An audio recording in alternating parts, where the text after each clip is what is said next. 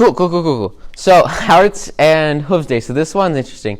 You've got, in the background, the Cutie Mark Crusaders.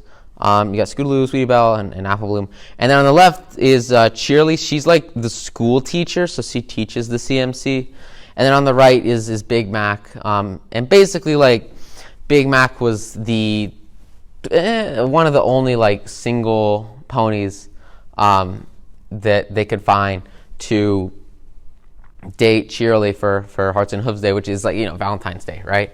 So the CMC, they see their teacher and they like basically see that she's alone, she's got no one to spend this special day with, and so they go out of her classroom and they go woo, and they find Big Mac, right? Big Mac's all alone. And then what they do is a little bit berserk, but it shows, how to not do things, which is good. So they go over to the Everfree Forest, and they go over to Zecora's house. And in Zecora's house, what's like ridiculously interesting is she's got like potions, right? So she's making her potions, and she's having a good time. These guys come over, and they get Zecora to make them like a love potion. And with this love potion, what they're doing is they're basically taking, like, what should be a normal, everyday experience, normal day, and they're just crushing the basis behind it, the credits behind it, by like forcing this onto them, which is ridiculous. So they take this love potion, okay, and they give it to Big Mac, and they give it to Cheerly, and these guys go berserk. Obviously this. So because they took the shortcut, because they cheated, because they try to get the easy way out to solve. Because remember, like, Cheerly didn't really like ask them to go and find someone for her to date or for her to love. Like, it's just assumption that like she wants this, but they didn't actually ask. And so like when you go into new situations or when you start to solve problems, like make sure they're actually problems before you go out on this journey to find some solution that's like pretty sketch. By like actually confirming, hey, do you want this? Because this guy definitely didn't want this. So they get love potions, which is, I don't know. And then they just go like crazy for each other, right? And they just have this insane connection. And they start to go through the town. And as they go through the town, what's interesting is like they're running through the town, trying to connect with each other in like the best way possible. Though there might be connected in the short term, in the long term, there's no freaking way that this is going to be stable, right? So what they're doing is they're sacrificing stability. They're sacrificing, long-term growth for this short-term, doesn't freaking matter, like love potion thing, where they completely like destroy what could have been like a pretty nice day for both these guys, just gone. And they're being pushed into each other instead of being given time, given energy, giving the charisma to be pulled, right? And so that's such like an important basic concept when you're looking at really having a deep connection with anyone. Like, you can't just keep pushing more and more and more and more, like text messages, video messages, like whatever, right? Like, if it's not going to work, you got to back off.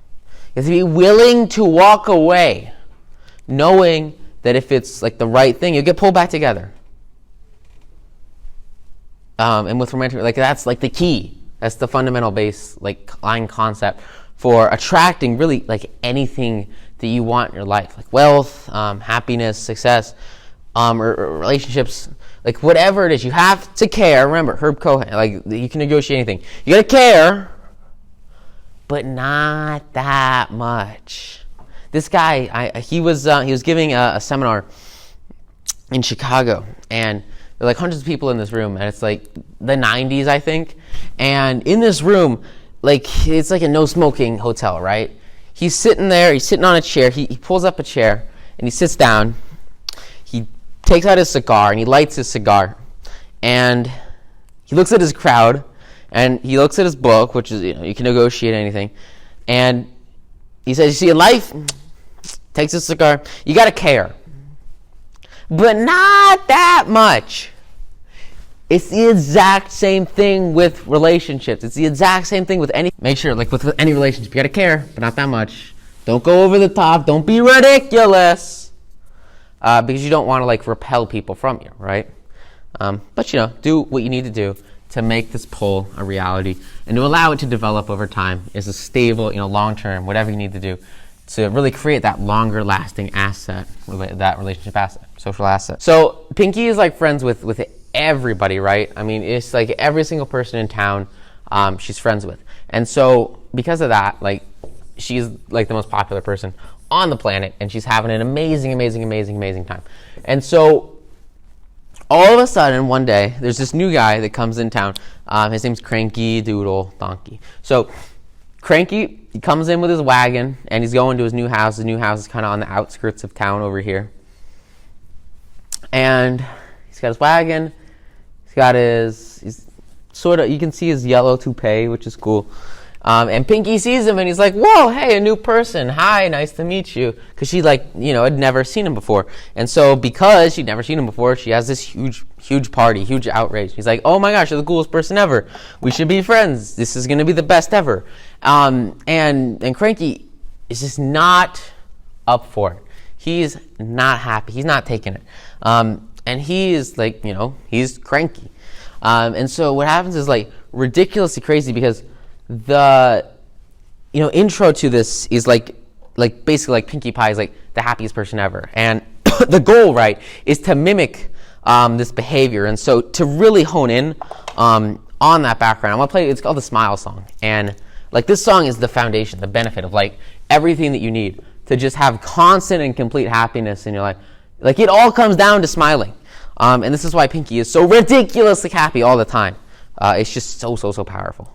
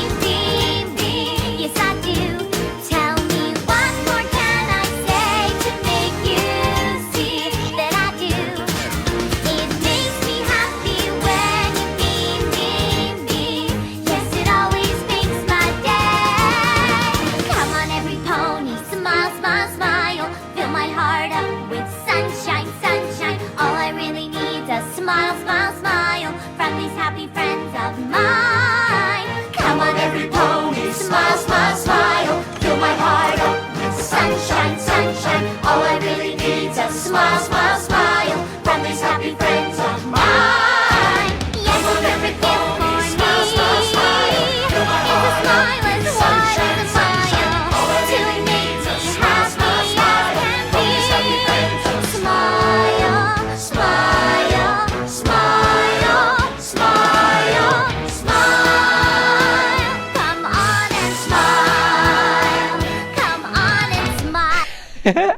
So like she's so happy all the time. And that happiness translates to like every single aspect of her life and just makes her a ridiculously fun person to be around, which is like the coolest thing ever. So that's like the entire basis of her character. So Cranky, he's a little bit different. His background, it's a little bit sketch. So in this picture, you can kind of see him with a woman, but when he comes to Ponyville, he doesn't actually have this relationship. He doesn't have this person in his life.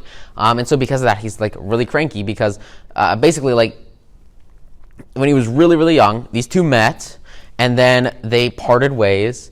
And it was like an accident. They like got lost, and now he's like super sad for his entire life because he lost the only relationship that meant anything to him, that was important to him, and that really fueled his personal growth. So he's retreated. He says he's going to go and live in this tiny little home and be so sad for the rest of his life, and he's condemned to a life of total misery because he just doesn't have this this other person in his life. Is I think it's Melinda, and because she's not in his life, he's not happy, which sucks because, you know, especially as you're going into relationships or whatever, like you want to be super freaking ridiculously happy and confident in yourself. And you see it in Pinky, like she is so happy with herself.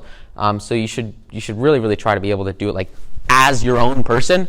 But for Cranky Doodle, he really misses this other person, which sucks. And so what Pinky does is the coolest thing ever is she goes out and she finds Melinda. She was like hiding in town somewhere. And so she finds her, Pinky finds her, and takes her to Cranky, and then makes him the happiest person on the planet by reuniting the two. So what she does is she finds a way to make him smile. She finds a way to make him happy. And through all the, you know, sadness and rejection that Cranky gave her initially, right? Initially, he was like, I don't want your help. I'm cranky. I don't need this.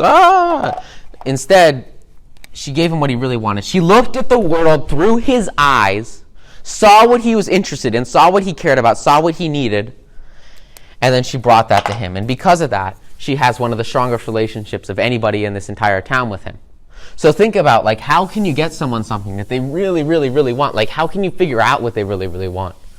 And the instant that you do, figure out if you can help them get it.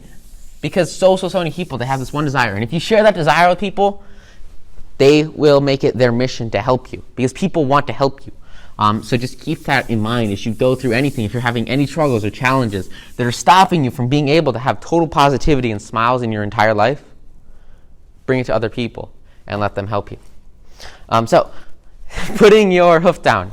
Iron Will's tale. This one's really good. So, there's this new guy. He comes to town. He's like this giant like bull. And his name is Iron Will. And he is like just like this motivational speaker. I don't know. He's like the coolest guy ever. Is basically like, he's like Tony Robbins, right? So, Iron Will is having this big presentation, this big seminar on how to speak confidently and be yourself and have like total growth or whatever in your life. And he's got like tons and tons of people coming to hear him speak and to become confident and grow and succeed. And what's interesting is like Fluttershy, like she's super shy, right? And so this is like what she needs is this ability to really kind of dig down and become, you know, a much more strong stated person, right? So she'll go to the market and she'll literally like be afraid to like approach fruit stands because she's just so timid. And whenever she tries to make contact with other people, it just fires away and destroys her so quickly that she just can't really function. I mean, it's a serious detriment to her like whole positioning in society, which is just crazy. And so because of that, what she does is she's with Applejack and she's with Rarity, and they say, look, you've got to up your confidence. But more importantly, you got to increase your ability to stand your ground. You need to fundamentally shift your mindset. So instead of shy, you're assertive, right? Can assert yourself.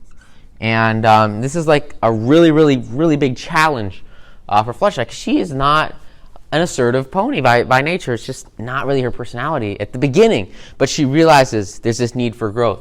And she's able to create this curve, right? She's got this curve. This is where she's at, right now. She's become better at talking to people. But she really, really needs to be up here. And so what's really interesting is, like, when you go into a new environment, or if you have like this goal that you want to get to, it's got to be at your pace, right? So you've got to do it in a way that, like, you're comfortable with it, and you have belief that you deserve where you're at. So if she gets to here, she needs to believe that she deserves to be here. Similarly, if she makes it all the way up to her goal, she needs to believe that she deserves to be at her goal. And if she doesn't believe that she deserves, then she's going to fall back down to where she originally was. Now, I want you to bring this over here and apply it to this idea. So, same thing happens here. So she says, okay, you know what? I'll go to this thing. So she goes to the seminar. She goes, she invests in her education. She says, I am going to do this. It's going to be the best ever. Goes through the program. And at the end of the program, Iron Will, this big bull guy, has like seriously spiked her assertiveness. But take this word assertiveness and replace it with like literally anything that you're measuring in your life. Any key performance indicator of your success. For some people, it might be your bank account. For others, it might be the number of friends you have. It just depends on what you're focusing on. And for Fluttershy, it's really about developing your personality and becoming more assertive. And so what happens is she goes through this training, and now all of a sudden, she's in the supermarket, same supermarket, and she's like screaming at people. She is like, "Wah!"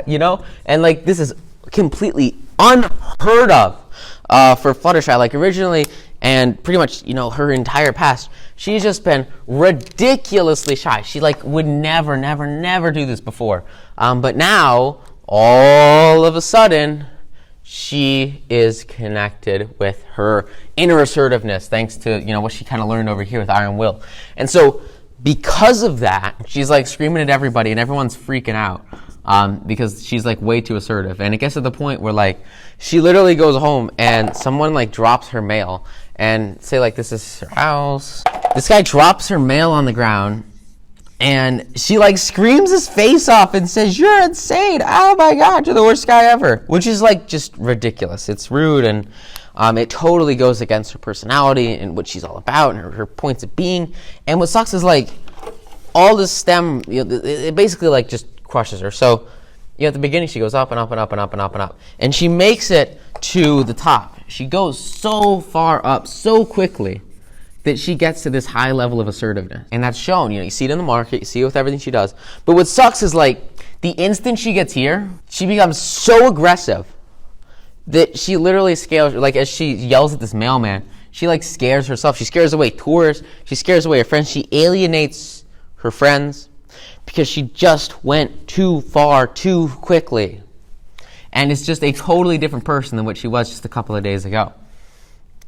And all of a sudden, this success, it fades away as quickly as it came, and she goes to this whole new low.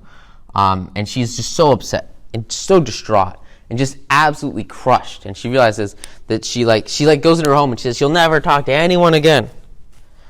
I went through a very, very similar experience of this in like the crypto markets of 2017 when like in December, everything went up like super freaking quick. Like it just exploded. It was insane. My portfolio, it had this same thing. So instead of this would be a bunch of money, right? And it went from like $2,000 to $100,000 just instantly. It was so quick. And with those assets and those positions, you don't have the right base. She didn't have the right base. She didn't have the right foundation going into this. And so when you put those results on steroids, it's not sustainable. You lose 6+ figures very, very, very quickly. At least I did in this situation because I wasn't prepared for it. I didn't believe that I deserved. She did not believe that she deserved to be this assertive. I did not believe I had deserved this much money. And so because of that, it flows out. You go to new lows instantly because you're not ready. You have to be ready. And you need to be on a growth path and a trajectory that makes you ready. If you think that you deserve, she could have kept all this, but she didn't. And she didn't because it wasn't right for her at the time. Same thing with me. I didn't believe. And so because of that money flew way away because it wasn't right for me at the time, which was stupid. But it's this path, and you have to believe that you deserve. And if you don't believe you deserve, and you can't change this growth path to be whatever it is that you want, then you're not going to have sustained success in the long term.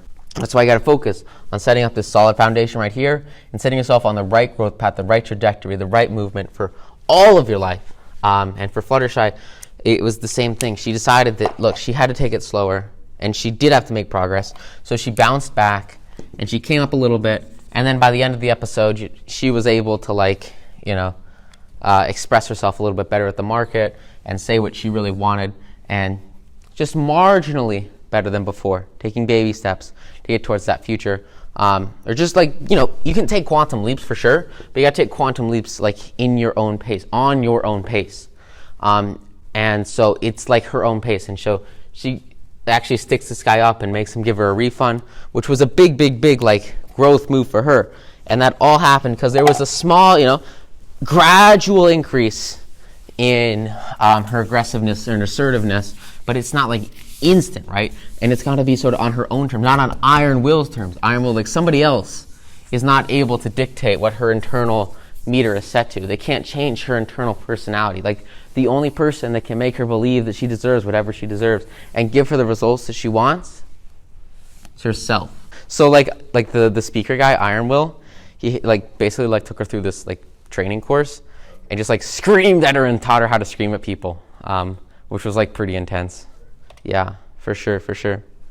Okay, so here's a fun one with time travel. It's about time. And what happens is I'm going to kind of draw this as a big line because it's sort of more based on time than location. So it's I think it's Thursday is the end, and then it starts on Tuesday.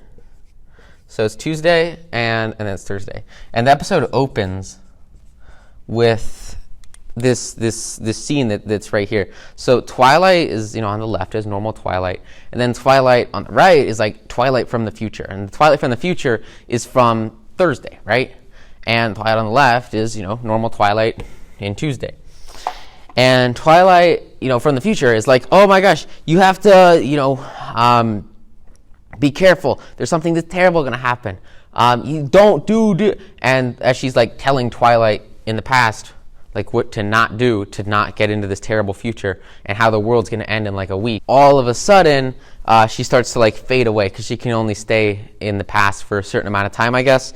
And she overstays her welcome, and she's not able to get her last couple of words out to tell Twilight what actually to not do to get to the terrible, terrible future.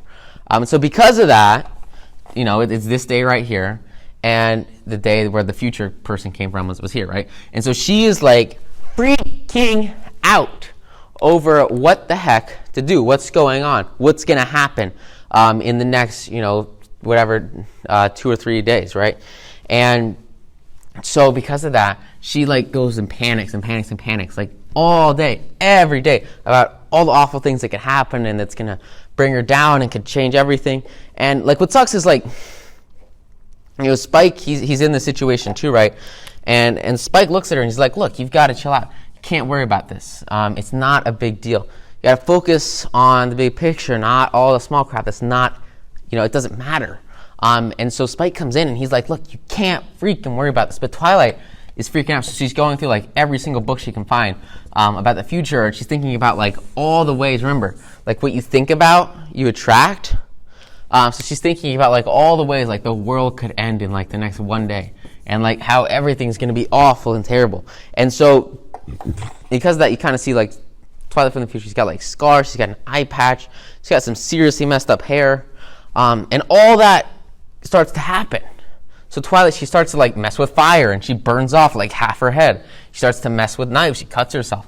She starts to go through this process of just basically destroying her present because she has this fear of what she saw in the future, and this fear is eroding away so quickly, so fast. And it sucks because fear is the quickest way to destroy productivity and positivity and output.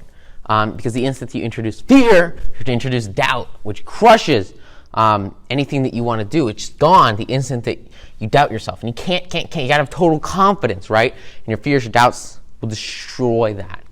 And so what's terrible is, like, she has this fear from the future because she warned herself of how bad it was going to be. And so as she goes through, starts to realize that, like, she's, like, actually causing herself the pains and the cuts and the damages that she sees in the future.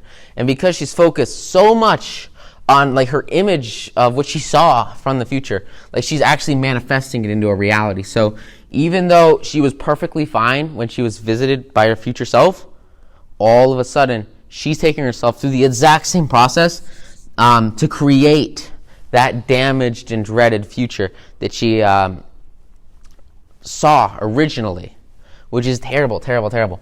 So she cuts herself, she burns her hair, and then she realizes that she should go to the castle, because at the castle they have, like, this library, so they go to the castle library. And at the castle library there's a book on, like, time travel, and so she wants to find the book on time travel, so that she can see, you know, what the heck's going on and how she traveled in time and how the world's going to end and how she's going to save everybody. And so she does that, right? She goes to the library.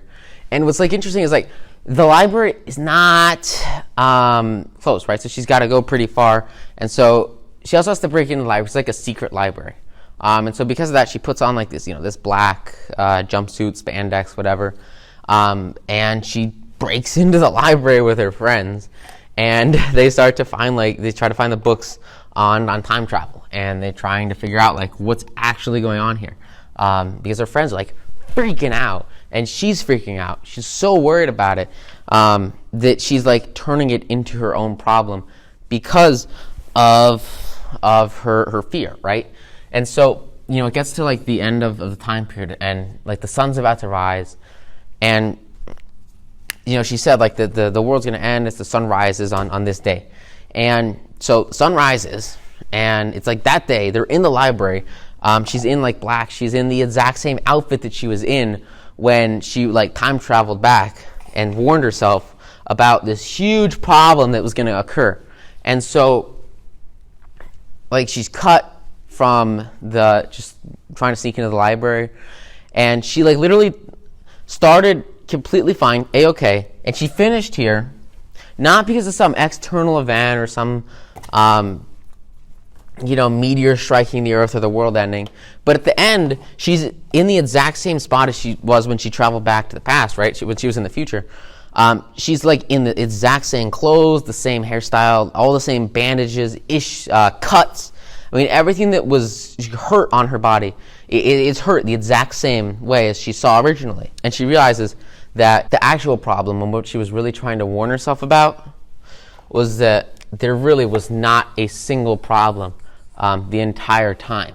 And in reality, she created her own problem by traveling in time, trying to warn herself. Now, take a step back and look at this. You realize that what she saw in the future was herself, and she saw, like, a future version of herself. And in the present, she had the ability, she had a decision to make, and the decision to make was to either continue doing her normal things and not worry about it, or she can try to pursue and figure out what actually is going on here. And now what she does is she goes really hardcore, and she focuses her energy and her effort and her expertise. She focuses everything she has on herself when she saw herself in the future, and how she was destroyed and hurt and cut and had a black suit on. And image of that destructive self turns into a reality over time, purely because she pursues this path to get to this final place where, like, the world's ending. Because her whole focus is on the world ending and how she's going to get hurt and injured. And so because of that, she turns that negative image into a reality. And what was originally, like, not a big deal becomes freaking huge problem because she makes it a problem and she focuses on it. So, like, when you're in the situation, you cannot focus on the negative, on the bad, on the stuff that's going to be, like, detrimental to you. Because the instant that you do, it becomes a reality, and you start to turn it into a reality, which is crap. please remember, what you focus on, you attract. And when you focus on the negative, you're going to attract the negative and turn the negative into a reality. So you have to make sure no matter what, you focus on the positive and turn that positive into a reality by eradicating fear and just not worrying about stuff you can't control. Like when Twilight travels to the past, like she can't really control what's going to happen in the next couple of days throughout the world. So you just focus on what you can control, do what you can with what you're given, and work through the crap that matters as you go on your path to getting your overarching goals completed.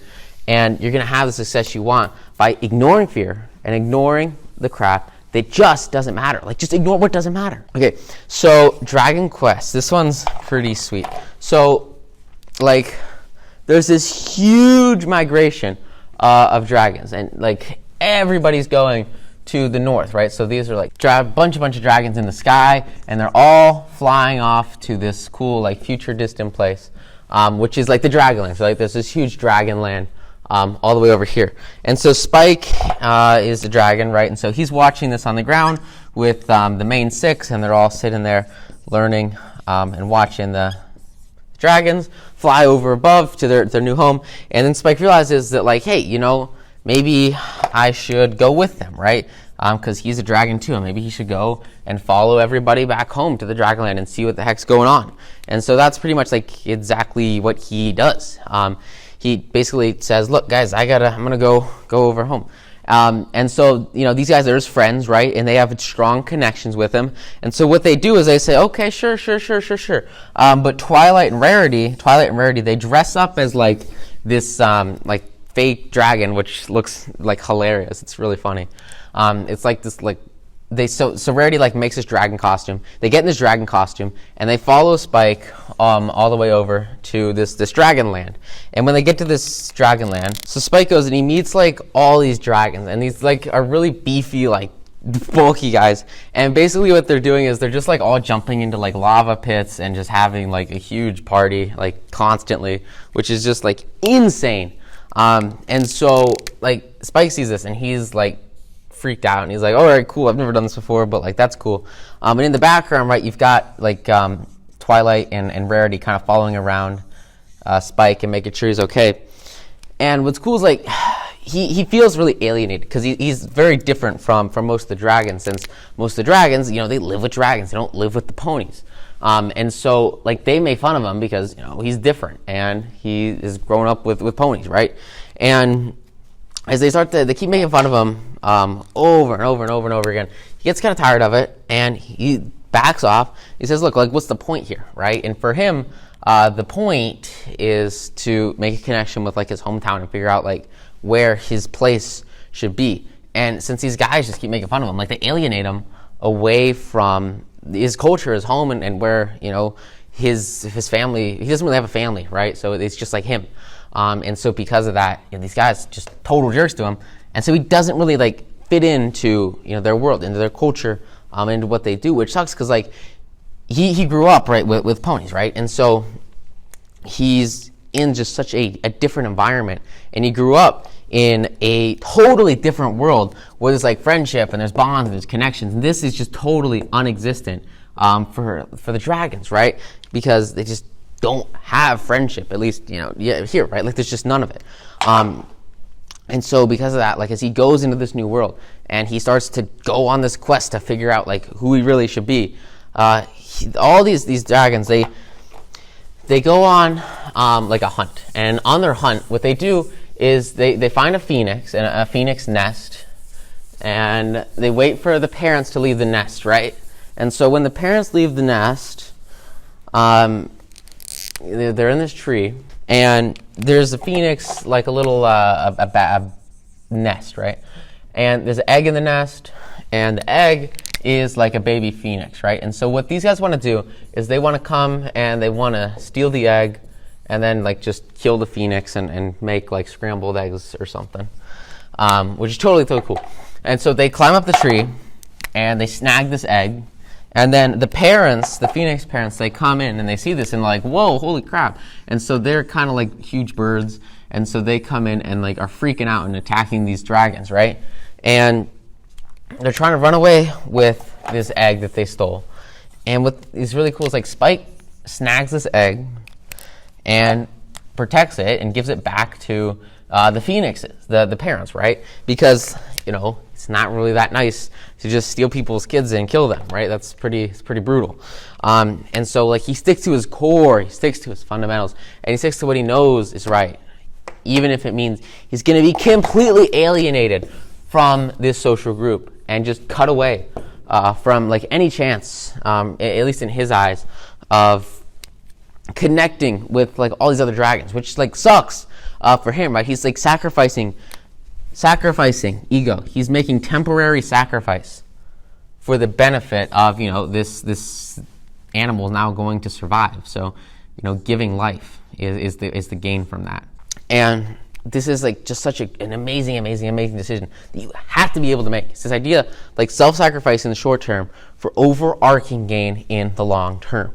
And that's exactly what Spike does here. Is he, like, creates an entirely new life for this phoenix by going against what the majority says, because the majority is usually wrong, especially in, like, financial markets, right? When everyone's, like, buying stock or selling stock, like, what most people are doing is usually the wrong thing to do. And here it was definitely the wrong thing to do. And Twilight and Rarity, they commend him and they follow him with it and they say, "Wow, great job."